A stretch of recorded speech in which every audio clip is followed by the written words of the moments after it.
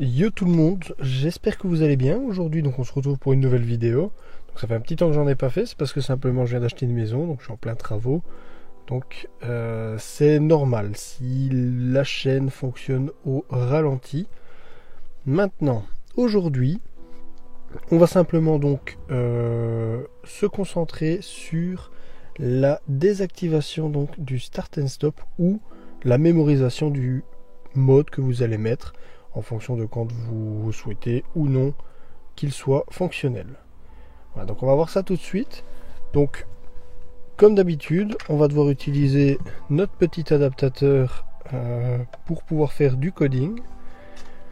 Et on va faire fonctionner ça avec l'application BeamerCode. Donc pour ceux qui ne sauraient toujours pas ce que c'est cette application, vous pouvez aller voir donc mon autre vidéo dans lequel je vous montre comment donc faire fonctionner ce petit adaptateur et comment coder donc simplement l'application.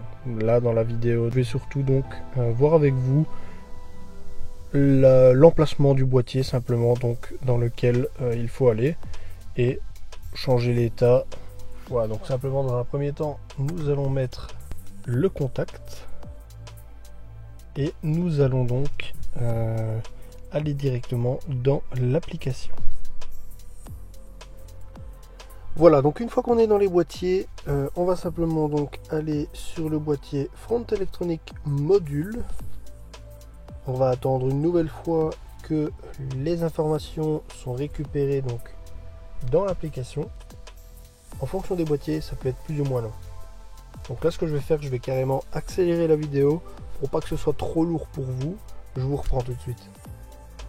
J'en profite pendant la récolte des données avec le boîtier pour vous dire que si vous n'êtes pas abonné et que vous aimez bien donc mon contenu, n'hésitez surtout pas à vous abonner, à liker également cette vidéo et à cocher bien évidemment la petite cloche afin d'être averti lorsque je sors donc les prochaines.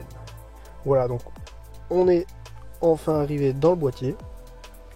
On va descendre simplement au menu Auto Start Stop Function. Ici on va avoir donc 3 possibilités de changement. Le premier va être simplement la désactivation pure et simple. Donc là, par défaut, il sera désactivé ou activé. La deuxième fonction va être simplement donc de maintenir en mémoire, c'est-à-dire par exemple ici, lorsque je vais l'enclencher, pour que ce soit plus simple pour vous, je vais zoomer.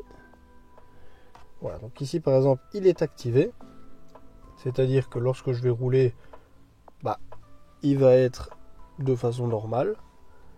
Mais si maintenant je le désactive, même si je coupe le moteur et que je redémarre, la fonction va maintenir en mémoire donc qu'il est désactivé et donc il ne va pas se réactiver par défaut comme ce serait le cas si on n'avait pas modifié ce réglage.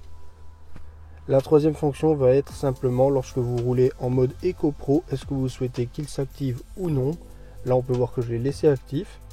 Donc de base il va le maintenir en mémoire, c'est-à-dire que en général en mode confort ou en mode sport chez moi il est désactivé, mais lorsque j'ai envie de, dans les rares cas même, de rouler en mode éco, alors à ce moment là il s'active par défaut. Donc ici on va simplement appuyer sur la fonction qui nous intéresse et on va changer, donc dans votre cas il serait sur non active, on va simplement appuyer sur active, on retourne en arrière et on appuierait donc sur le coding simplement afin de changer son état. À partir de ce moment là il y aurait donc le boîtier qui ferait le changement, il y aurait le chargement et ensuite donc cette fonction aura donc été modifiée. Voilà. J'en profite également donc pour vous montrer l'état du volant. Je vois que dans les commentaires sur la pose du volant en Alcantara, donc juste ici, je vous mets la vidéo. J'ai relativement souvent des commentaires qui me demandent donc des questions sur le vieillissement donc de celui-ci. Donc vous pouvez remarquer que il vieillit plutôt bien. On voit que ici, par exemple, il se patine un petit peu. Mais dans l'ensemble, pour le prix par rapport à un Alcantara véritablement posé par un professionnel, on n'aurait pas une usure comme ça. Hein. On aurait, ça ne changerait pas. Hein. Vous voyez ici, il ne se patine pas comme ça. Mais voilà, ici en tout cas, ça reste quand même vachement correct pour le travail effectué en tout cas. Voilà, donc c'était surtout pour répondre à ces questions-là. Donc j'espère donc que cette vidéo vous aura plu. Une nouvelle fois, n'oubliez pas à liker et à vous abonner. Je vous souhaite une très bonne journée et je vous dis à la prochaine. Ciao.